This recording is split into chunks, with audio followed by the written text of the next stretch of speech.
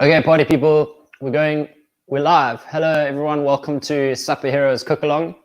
Just gather your things together. Do your final ingredient check. We're going to start in like 30 seconds. Okay. And just a little disclaimer, this camera, well, it was before we came on live, it was giving some streaming issues. We were worried there was a problem with bandwidth, but it seems to be kind of working quite smoothly now. But it was very stop-starty. So I apologize if it does become frustrating, but that's the internet.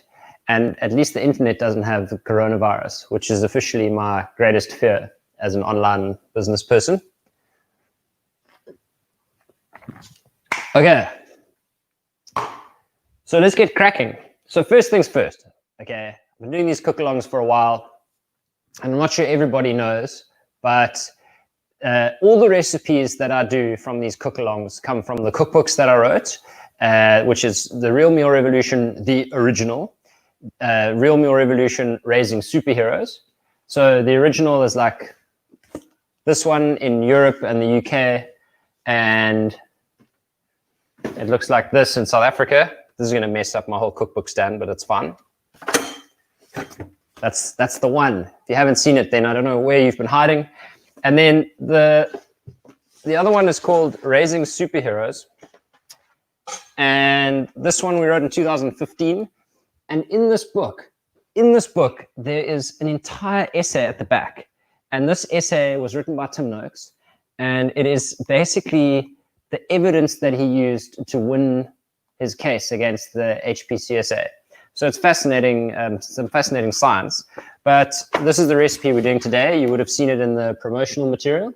And in the cookbook, it's salmon, because it's oily fish. And while you're pregnant, you're supposed to have high content of omega-3s to help develop the baby's brain. And you know what a lot of people forget is that you should actually be eating like you're pregnant all the time, because if you're not developing your baby's brain, you can be developing your own brain and your own bones and your own muscles. And that's pretty much the premise for this book. So we talk about how bad cereals are, that kind of thing. And then we go into a lot of detail about like what kids need for their bodies at certain developmental phases. Lots of recipes that families can enjoy, very much on the gourmet side of things. So we're showcasing this book, and there's a link to our books page in this post on the website. You can go and read about all four of the books that I've done. I think I've done 5 books now. And then depending on what country you are in the world, you can go and like buy the book at your favorite online store. So I'm never going to get this back in the book stand. So I'm just going to park it over here and leave the book stand kind of like empty. Maybe I'll leave it like this. All right. But today we are making seared fish. And the reason I say fish is because in South Africa, salmon is not sustainable. In Europe, especially like Norway, I would imagine there are ways of having sustainable salmon. In South Africa, though, we farm trout. And trout's also an oily fish. And most of the good trout comes from Lesotho, and then up in the, I think like really up close to the Drakensberg. And so I got this trout from Woolworths. Unfortunately, I didn't make it to the Abalobi App because I wasn't paying attention during the public holiday. And this is just some fresh Lesotho trout. It's not the smoked one, because they do a smoked one. And then when I said wild mushrooms, look, if you don't want wild mushrooms, you can use whatever mushrooms you like. These are a combination of big ceps, so porcinis, or iringi. I think these are iringis, actually, which are really thick, and I've cut them into nice big chunks. Got some nice big shiitakes cut up. And then these little guys are called shimiji mushrooms. And usually they come in a little cluster. And these are super cool to put in broths and stuff, because you actually have to cut them. And once they're cooked, you just pop them straight in your mouth. And they also marinate really well. So if you put them in salads raw, they're delicious. Obviously, they don't have crunch, but they got lots of flavor. And then the recipe calls for Bok Choi. I failed again. When I got to Woolworths, all the Bok Choi is sold out. So even though the recipe says Bok Choi, I'm using spinach. And so here I have some baby spinach somewhere. There we go, in the shot. And finally, okay. So with the recipe today, we're actually going to do it all in one pan. So I've got like one big non-stick pan. It's got a heavy base, and it's super simple. And it's very different to my normal recipe, because when I wrote Raising Superheroes, Kate was actually pregnant. And the secret is I didn't actually write Raising Superheroes. Kate wrote most of the recipes. She was pregnant, so she wrote the whole pregnancy section, and it was based on all the foods that she was craving while she was pregnant. In fact, I think there were 4 different people involved in preparing the content, and all 4 of them were pregnant at the time, except for Bridget, our dietitian, who had already had kids, and she's a pediatric dietitian. So things like ginger biscuits, hot chocolate, this type of seared fish, these are all things Kate was craving, and that's why she developed the recipe. So the reason I say it's different, I usually like fry off my onions and my garlic, and then I add stuff, and I keep adding stuff until the sauce is like thick. Kate's much more like clean flavors, less complicated, and slightly more, in fact, to be honest, generally easier to prepare. So this recipe, we're going to make the sauce first, then we're going to fry the mushrooms, add a little bit of sauce, take the mushrooms out. Then we're going to fry the spinach, take the spinach out, and then in the same pan, we're going to give it like a tiny little wipe. We're going to fry the fish, and then we're going to serve it all together. And we take the fish out, and we add the mushrooms and the spinach back in, add some sauce, and then we serve it all together. And so we're going to make the sauce, and then we're going to prepare the fish, and then we're going to start cooking. And once we start cooking, there's no turning back. So it's going to be like, I estimate it'll be 10 minutes of cooking, maybe even fewer than 10 minutes. So just know that if you're having this as a dinner party or you're cooking supper, this is not a long preparation process. All right. Here's the trout. Okay, well, let's make the sauce first. So the sauce is super easy, okay? It's a tablespoon of grated ginger, and you just put it in a bowl. A tablespoon of finely chopped garlic, put it in a bowl. And then it's 1 tablespoon, and then a tablespoon of sesame oil. And I don't know if I'm going to measure this out, because this isn't actually a tablespoon, even though it looks like a tablespoon. A tablespoon is like 15 mils, and this is more like 5 mils. So I'm going to do like a big tablespoon, massive tablespoon. And then I've got 3 tablespoons of mirin, and then about 2 tablespoons of soy. So this is much more in the thing. I'll put in like that much. Okay, and that is the goodness right there. That's going to flavor everything. It's going to be fantastic. It's going to be delicious. If you wanted to, you could add in some chili. In fact, I'm pretty sure I forgot to bring the chili out.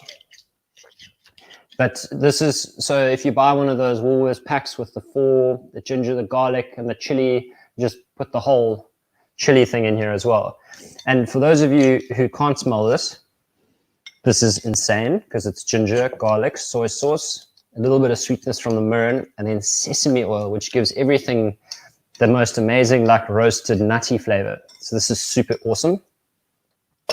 And then just before we start, if you haven't toasted your sesame seeds, I highly recommend toasting them. So you can see, just look at the color. You can see they're actually brown.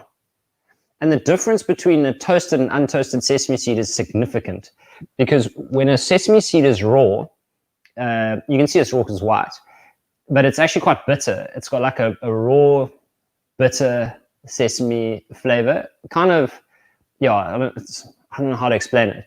And the moment you toast it, it goes like sweet. And it gets this sweet, roasted, like beautiful, nutty flavor. So don't let anyone ever like sprinkle raw sesame seeds over whatever you're eating. That's lazy.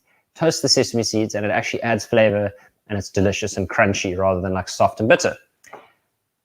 Final thing is to score the fish.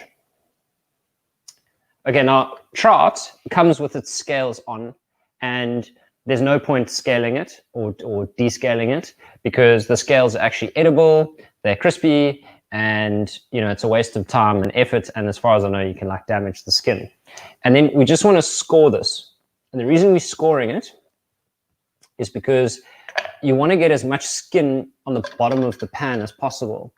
And if you have, hello, Gillian, welcome. Thank you for joining us.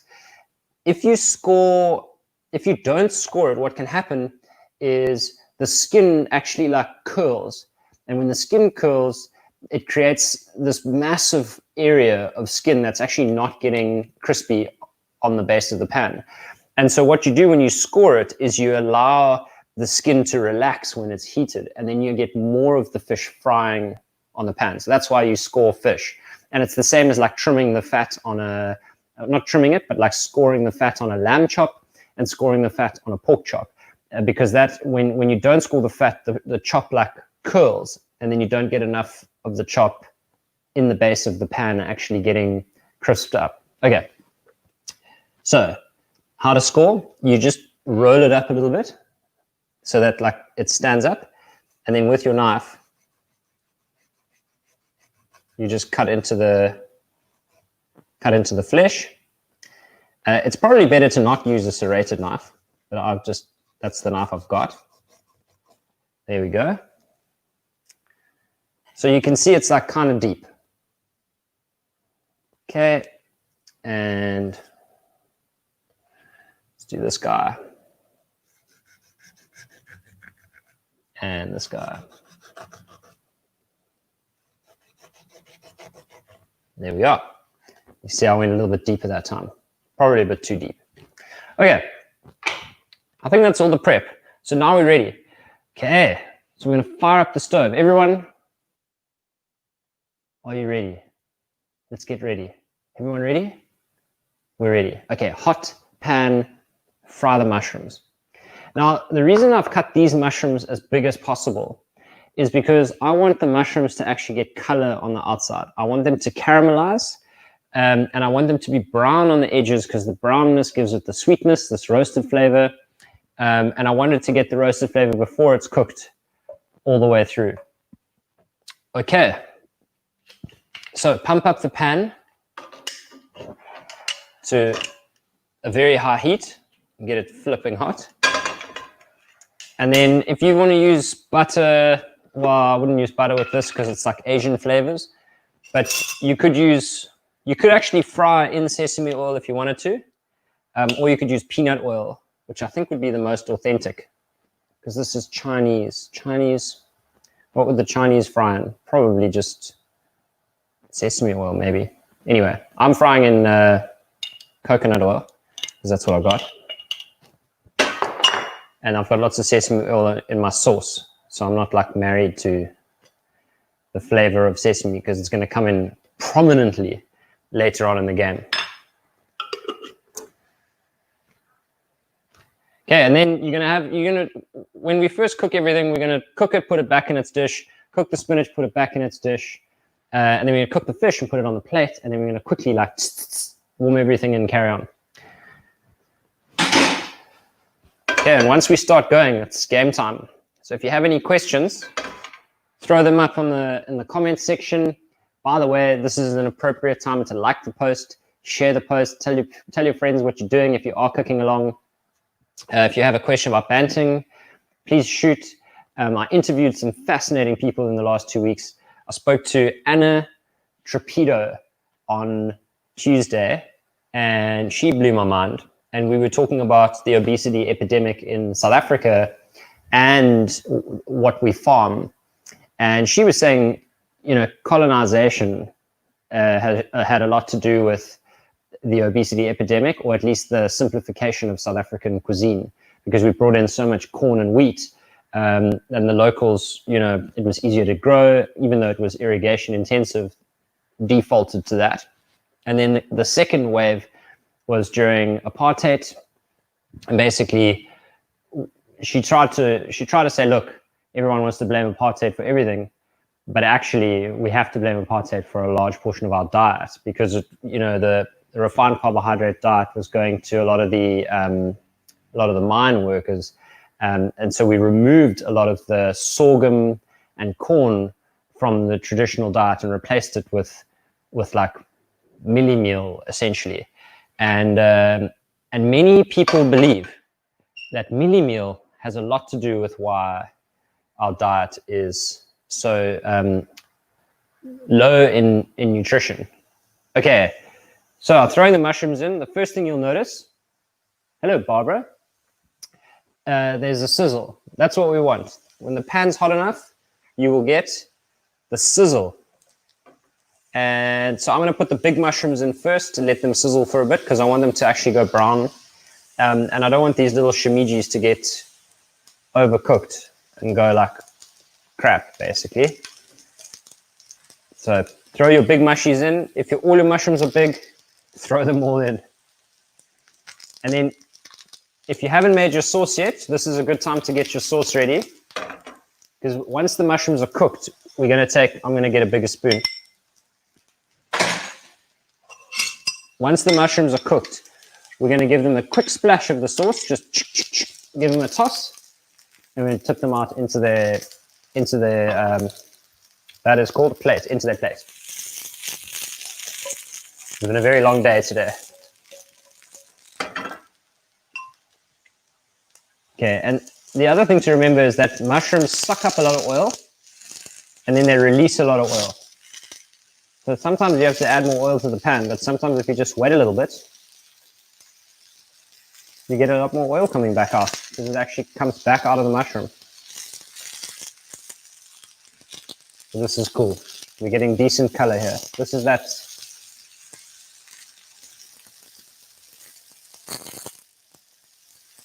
golden brown color.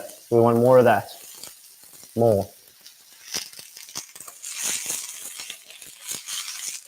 Okay, next week, if everything comes together, we're going to have some better quality cameras in here and some better light. I'm very excited. We want these cookalongs to just keep getting better and better.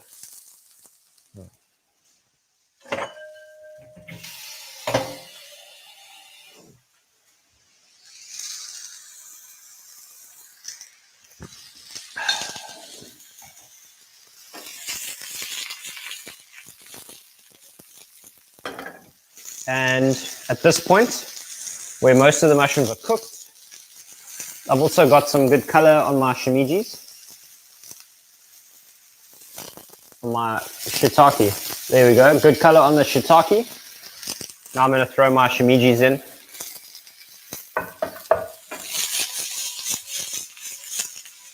And the reason you want a hot pan, I mean, you want a hot pan for like 1,000 reasons, but the reason we want it this time is because if your pan's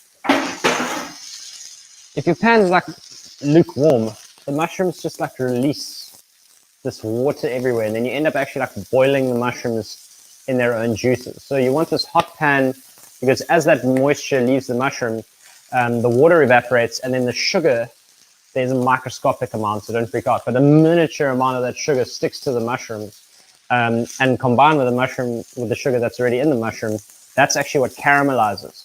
So you want to catch that juice as it's like on its way out of the mushroom, instead of letting it like form a reservoir of mushroom juice in the pan, because you'll never ever get the roasted flavor, that like charred, fried flavor from the mushrooms if the pan's too cold. And that applies to every vegetable, by the way. That's not just mushrooms. You'll see in all the demos I do, it's like hot pan, hot pan, hot pan. Unless we're trying to render fat from a steak, in which case it's a cold pan.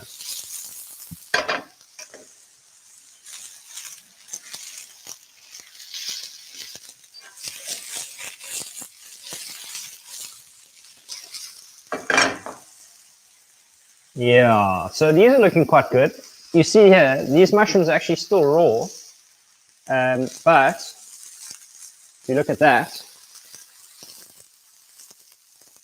there's some caramelization on that mushroom. That's a good looking mushroom. So that means we're winning. We're winning the battle.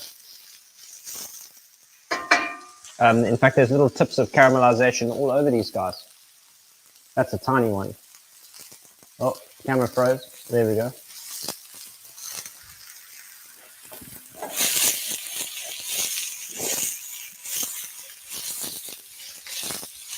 Yo. Okay, and now, one of the last steps. This is going to smoke everything up. But it's the last move before we add the spinach. So 1, 2, 3. Get your sauce, stir it. So I'm stirring it so that the oil and the soy and everything's mixed together.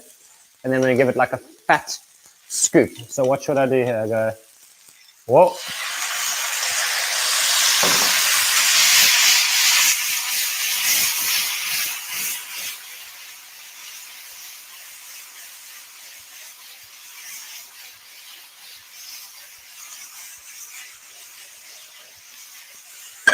There we go. And then as I'm tossing it, all of that sauce evaporates and leaves like this sticky soy sauce gooey goodness stuck to all the mushrooms. So now those mushrooms are well glazed. Yes. Okay. I'm going to tip them onto this pan. Onto this plate. Okay, and here is the time where we add the Bok Choi. We can clean the pan. We can choose not to clean the pan. I'm going to choose to not clean the pan. And because the spinach is going to release a little bit of water, and everything that's stuck in the base of the pan is actually quite delicious. So you can hear it crackling. That's what you want to hear.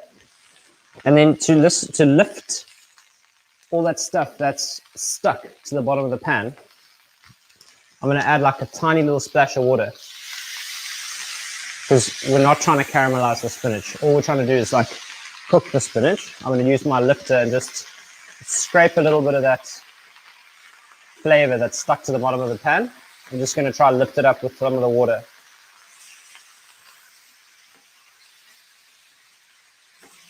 And you'll see this will kind of, for the most part, it'll clean the pan. And it'll wilt the spinach.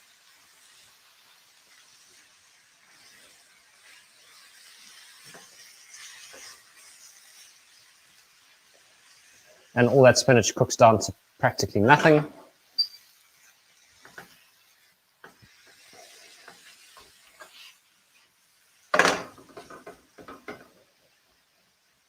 And what you'll see is that all that sediment that was stuck to the pan, well, you won't see because it's not actually like as highly defined for you as it is for me. But if you look closely, this pan is like spotless.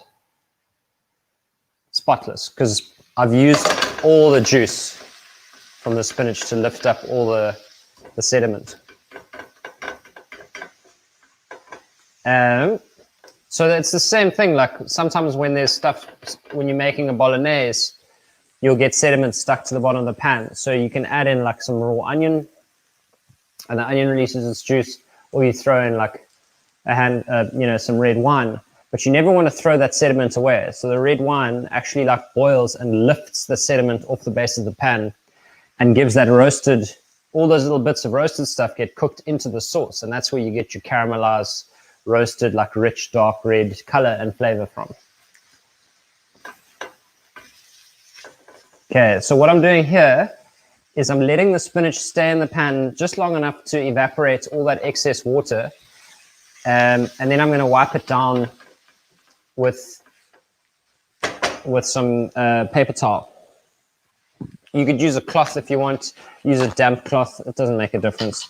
But what I'm doing, I'm wiping it down, because if you add oil to water, it's going to split. And I'm just going to add a tiny bit more oil to cook the fish in.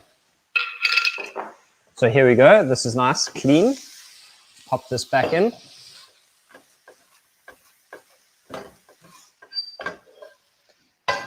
Oh, almost lost a few soldiers. Actually did lose a couple. There we go. Okay. Clean the pan quickly, quick as a flash. And chuck in some more oil. Okay, now the reason I haven't like washed the pan and everything is because I don't want to be reheating everything way too much. And now the pan stays hot. So this pan's still flipping hot. And now I'm going to fry the fish. And hopefully I'll get it right. Kate's like the fish frying guru. So I'll play a second fiddle when we're cooking fish at home.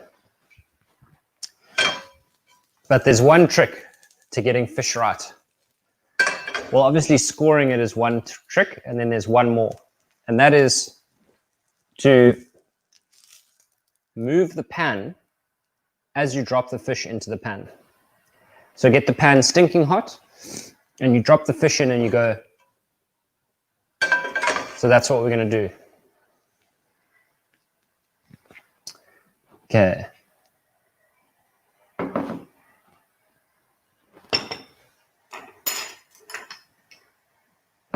And by the way, at this point, you are welcome to start getting your things together, because there's 2 more very quick steps, and then we're kind of ready to rock and roll. So you can get your plate ready to plate. This pan, if you can see there's like smoke swirling up in the pan, and that is what you want. So very, very hot. Take your fish and drop it in, and you move it. Shake it, shake it, shake it, shake it. And you keep shaking it until you're convinced the skin is cooked. Not cooked all the way, but just cooked. And that's going to make sure it doesn't stick. Hello, Antoinette. How's it? There we go. And now we'll just leave it. So with trout and salmon, I like to cook trout and salmon pretty much rare, maybe even like medium rare, but anything beyond that,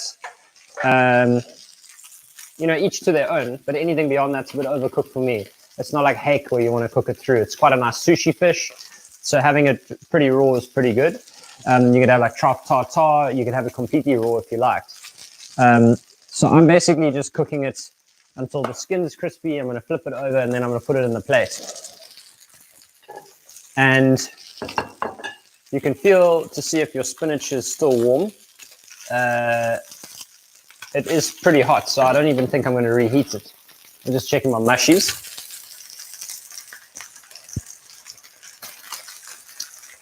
Mushrooms have got a little bit cold. So once I take the fish out, see how it's not sticking? That is great. Just swirling the oil around a bit. And what I'm going to do is I'm going to flip the fish, throw some sauce in. Does this work with induction? Yeah, if you've got a good induction pan. So you need a thick, heavy base, flat induction pan, and then it will work.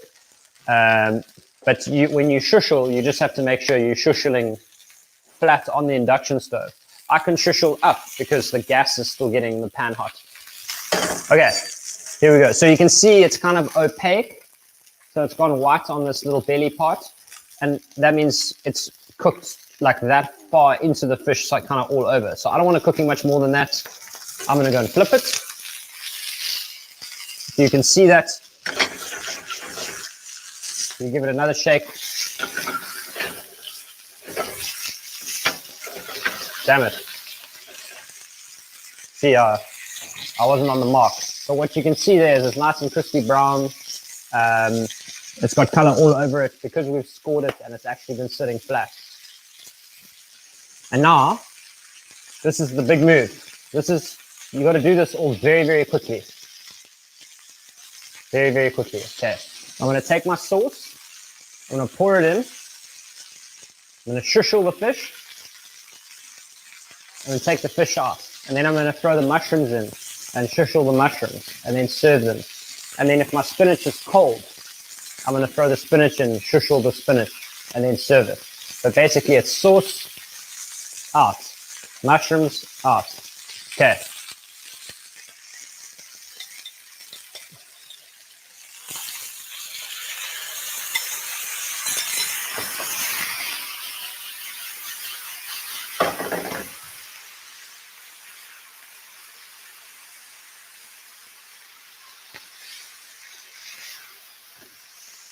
Okay, before it burns, add in the mushrooms, shushel,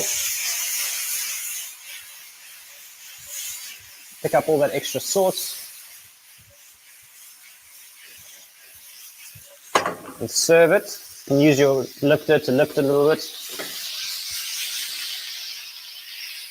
smash these out onto the plate. And then finally, you can actually turn the pan off because the pan's so hot, it's going to keep all this.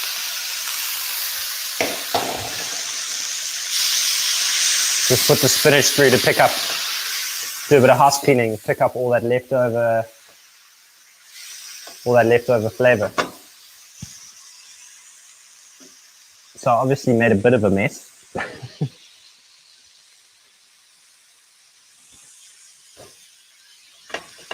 Divide this into two.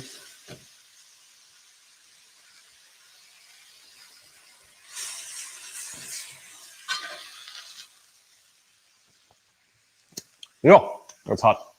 Sheesh. Okay.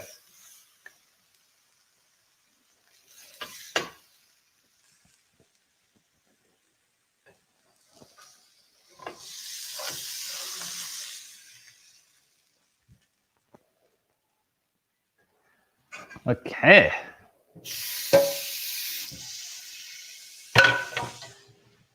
And then I think it would be wise to just give the plate a little bit of a wipe.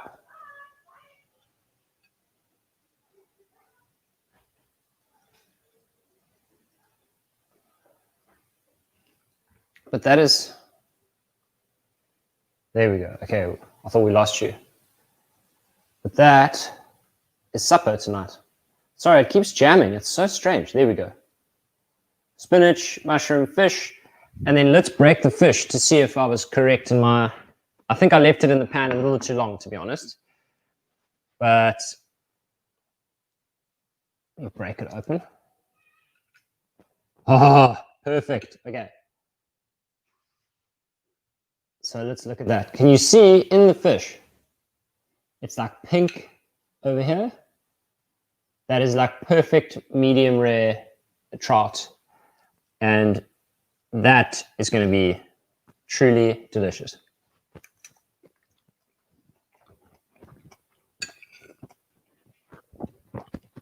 All right.